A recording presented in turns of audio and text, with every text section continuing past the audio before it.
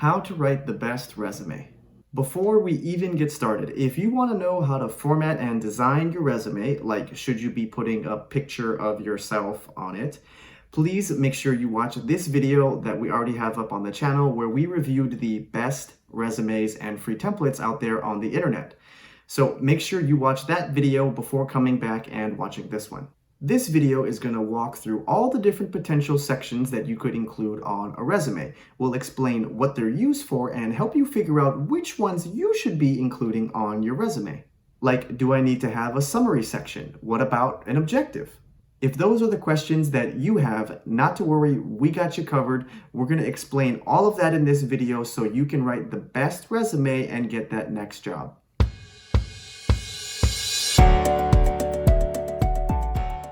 Alright, so let's start with what you need to have on your resume as a bare minimum no matter what. There's three main things. The first is your contact information. You're going to want to have your full name, your phone number, your email, and even an indication of where you live. That's because some jobs or companies may only be hiring people in the local area. Second is your education. Make sure you include all of your degrees and relevant certifications. Third is your work experience.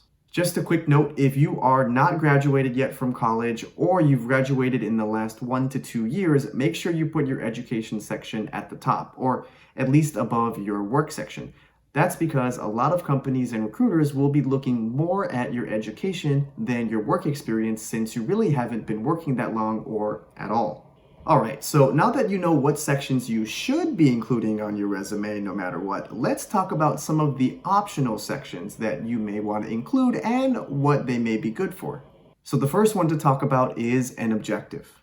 You should pretty much never include these on any of your resumes. When I was in college and applying for my first job, I put the objective on all of my resumes. And what I quickly learned was I wasn't really telling the recruiter anything new. I was basically saying, hey, I'm applying for your job.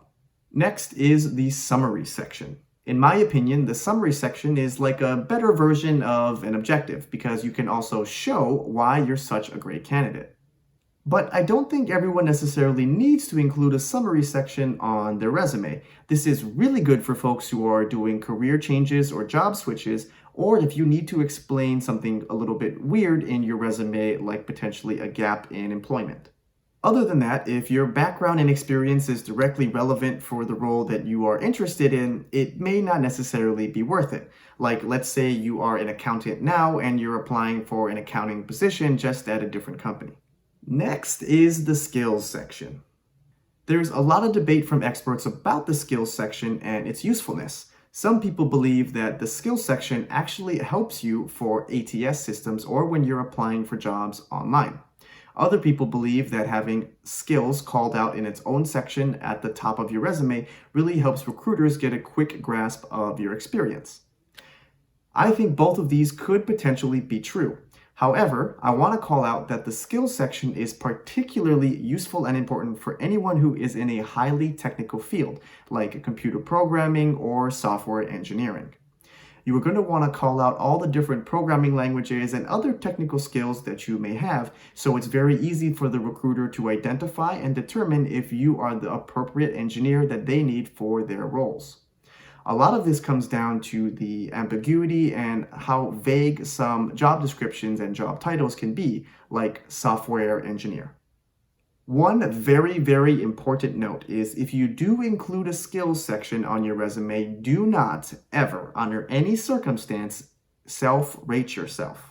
Recruiters absolutely hate seeing self-ratings, but I see a lot of these websites and resume templates, including them saying that they're very useful. The reason why they're not so good is because as a recruiter or a hiring manager, we have no idea what makes you 3 out of 5 stars, why you're not 4 stars or 2.5 stars. We have no idea what the grading criteria may be, and that's why we sometimes simply just overlook it. Also, if you're going to use your skills section just to call out that you know Microsoft Word or PowerPoint or can write emails, you may want to consider using that valuable real estate on your resume for something else. Another section that some people include is hobbies or interests. This one I think you should never include unless you're a college student who really needs to fill your page on the resume. volunteer work or experience. Unless you're applying for nonprofit or you're a college student, I wouldn't include volunteer experience. This is actually something that's a lot better to bring up during an interview or networking situation. Other languages. Unless you're applying for a job that requires you to speak certain other languages, again, I don't really think this one's necessary. And lastly, references. These are usually requested in either the employment application when you're applying online or by the recruiter or hiring manager, so you don't need to include these on your resume. There you have it. Those are all the potential sections you could be including on your resume. Now, I'm going to have a quick summary graphic right over here, which will show you all the sections I do think you should be including. The goal of this video was to explain what each of the sections are good for so you can determine which ones you should be including for your particular situation and the job that you're applying for. Now, as we wrap up this video, I did want to say that this video was actually inspired by one of our subscribers and their comments. So if you have an idea of what video we should be covering next or what topics you would find interesting, please comment down below. I really do read all of them. And who knows, you could be responsible for the next video that we create. Alrighty, well, like and subscribe because it is free and it does really help out this channel. Thank you all for watching and tuning in to another CareerShakers video, and I will see you in the next one.